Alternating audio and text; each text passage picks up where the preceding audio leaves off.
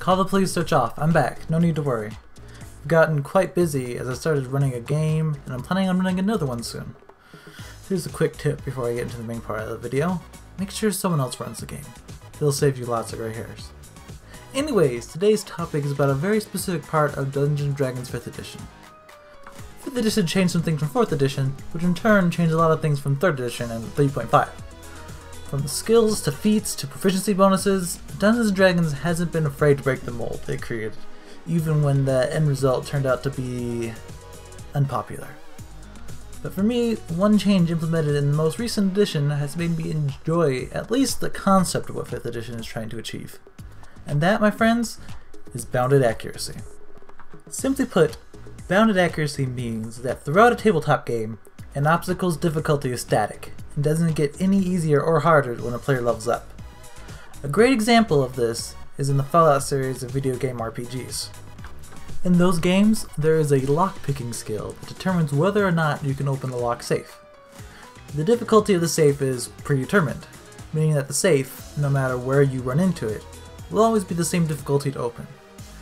There can be locks that are nearly impossible to open in an area near the beginning of the game, and simple locks that even someone who hasn't put all their skills into lockpicking can break into right before that final boss. If applied to an entire game, such as the case for 5th edition, this means that each obstacle in the player's path has a predetermined defense that doesn't change based on the player's level. A goblin a player runs into at 1st level and a goblin player runs into at 5th level will be the same mechanically. But you're the RPG! I hear you cry out. Of course the goblin will be the same. That's just how it works. And you're right. But bounded accuracy goes both ways. Getting to level 2 in 5th edition doesn't grant you any extra stats. You don't get better at skills just for going up a level. Your attack bonus is the same, and your AC doesn't get any higher. There are class bonuses you can get to raise your abilities, but a player doesn't get any non-health intrinsic bonus from leveling up into 4th level, or 5th level if you're multiclassing, which seems weird at first. In RPGs, we've been conditioned to see most, if not all of our stats go higher when we level up. I know people who dislike the system specifically because of this, and it's perfectly fine to prefer the super high power fantasy of something like Pathfinder over this. But 5th edition's bounded accuracy gives something to both the players and the GM, something that other systems lacked: the feeling of improvement. Let's take a fighter from Pathfinder and a fighter from D&D 5th edition. We'll put them both at level 20 with the appropriate BABs to match. We'll say they both have a 20 in strength, which gives them another +5 to their attacks. I'm not going to include any feats, class abilities, or magical buffs, because there's no way I'm making 2 character sheets to make a point here. What are you kidding me? Anyways, Pathfinder fighter gets a whole +25 to his attack. Sweet! What's the 5e fighter's bonus? +11? Wow, the Pathfinder fighters is more than double that. Obviously, this means the Pathfinder is going to be hitting things a lot more often than the 5e one, right? Wrong. To see why this is, let's give our fighters something to hit. Let's say a Tarrasque. You know, that thing that's a CR 25 in Pathfinder and a CR 30 in 5e. In order for our Pathfinder fighter to hit the Tarrasque, he needs to hit AC 40. Ugh. Wonder what our 5e fighter has to hit. Oh? Only a 25? That's a huge difference. If you look at the math, you'll see that the 5e fighter has only a 5% higher chance of hit than our Pathfinder fighter, but each of our 5e fighters' attacks when part of a multi-attack hit keep that same base attack bonus, while Pathfinder's fighter loses a +5 on each of those extra attacks. Now when we start to add in those other bonuses our fighters will inevitably have at this stage, we know something very different between the two. A +1 for our 5e fighter goes much further than a +1 on our Pathfinder fighter. That's the feeling of improvement I was talking about. And in 5e, the Tarrasque is the only creature that has a 25 AC. In Pathfinder, there's 9 other monsters that have a 40 AC or higher. Getting a +1 in Pathfinder is necessary. Getting a +1 in 5e is important, but it's not necessary. Which leads to my next point. Bounded accuracy means you don't have to be specific in a build. In most D20 systems, Diversifying your skills, feats, and even classes can mean that your character loses those precious bonuses that they need to just stay relevant.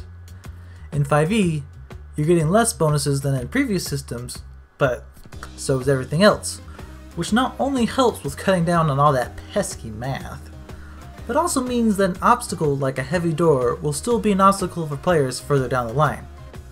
Using our fighters from before, our Pathfinder fighter will pretty much break down any non-magical door without breaking a sweat. But that 5e fighter will still see the door as a challenge to overcome, albeit one that is easier to overcome than when he was at a lower level. This also means that our more difficult challenges are still possible to lower level characters. Sure, a 5th level character probably shouldn't be facing a CR 23 Kraken, but with an AC of 18, our character will definitely land a hit or two before being swallowed whole. Sure, now your players have to think before they start a fight on whether they can win instead of just trying to hit it, failing, and realizing that the enemy is actually way out of their league. Well, then again, putting way too powerful enemies in front of your players is a different problem entirely. Of course, having a powerful enemy leads to my next point. Weaker enemies can come back, but this time as a bigger group. You know the thing that happens in video games where an enemy that was a boss or mini-boss becomes a common enemy later on in the game? It's not easy to do this in classic D20s like Pathfinder, where if it's far enough along the player's progression, the enemies won't even be a threat. 2 goblins is a threat to a level 1 Pathfinder character. 200 goblins isn't even an issue to a level 10 character, not without changing the nature of the goblins as a monster themselves. But they are a threat to a level 10 5e character. It's funny that I'm about to use the term realistic in talking about a setting where people can cast magic and dragons and gods exist, but it feels more realistic to be threatened by a mob of goblins, doesn't it? The players will actually feel threatened, and they will feel challenged. You can easily use monsters from the monster manual without having to change them up, just so now they can actually threaten the player. Plus, the players will feel like they've been cheated if you just buff the enemies so they can actually do something. Why would they be having a tougher time against enemies that they had fought previously when they were weaker? That's always one of the weakest parts of video game RPGs, where the enemies they run into are recolors of the old ones, fulfilling the same duties as the older ones, yet are somehow able to keep up with the player. I don't want that in my tabletop RPGs too. But of course, this is all just a simple man's rambling. I hope this sparks some discussion between your group. And I'm not just saying that 5e is the best system ever, because it certainly has its flaws too. I'm just making this video for that person in your group who just goes, 5e is awful. Why can't we just play Pathfinder instead? I promise it won't break the game again. Steve. Anyways, like, comment, subscribe, and I'll see you next video. Peace out.